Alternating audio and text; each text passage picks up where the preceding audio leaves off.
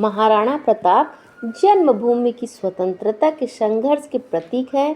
वे एक कुशल राजनीतिज्ञ, आदर्श संगठनकर्ता और देश की स्वतंत्रता के लिए अपना सब कुछ बलिदान करने को तत्पर रहने वाले महान सेनानी थे। अपनी संस्कृति और स्वाभिमान की रक्षा के लिए उन्होंने वन वन भटकना तो स्वीकार किया, मगर मुगल सम्राट अकबर के सामने अधीनता स्वीकार नहीं की। महाराणा प्रताप भारतीय इतिहास के एक ऐसे महानायक हैं जिनकी अनन्य विशेषताओं पर भारतीय इतिहासकारों ही नहीं, पाश्चात्य लेखकों और कवियों को भी अपनी लेखनी चलाई है।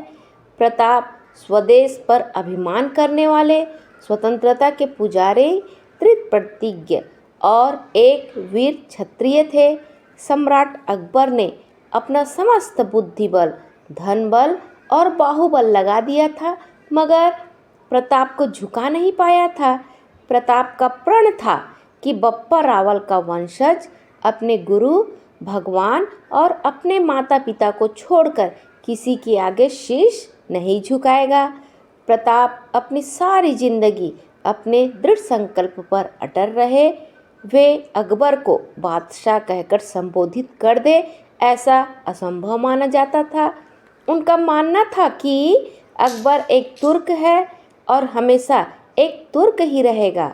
मुगल पहले हमारे साथ मित्रता का हाथ बढ़ाते हैं, फिर अपनी बुरी दृष्टि हमारे घर की स्त्रियों पर डालते हैं, और ये हम सभी भी जानते हैं कि उनका सोचना बिल्कुल सही है।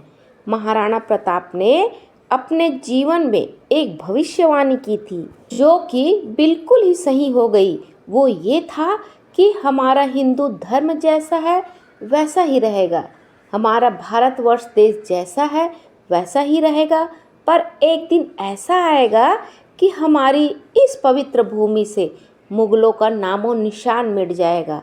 स्वतंत्रता की रक्षा के लिए विषम परिस्थितियों में भी प्रताप ने जो संघर्ष किया, उसकी राजकुलों में जन्मे लोगों के साथ तुलना और कल्पना भी नहीं की जा सकती। मेवाड़ नरेश होते हुए भी महाराणा का अधिकांश जीवन वनों और पर्वतों में भटकते हुए व्यतीत हुआ। अपने अदम्य इच्छा शक्ति, अपूर्व शौर्य और रण कौशल से अंततः मेवाड़ को स्वाधीन करने में सफल हुए।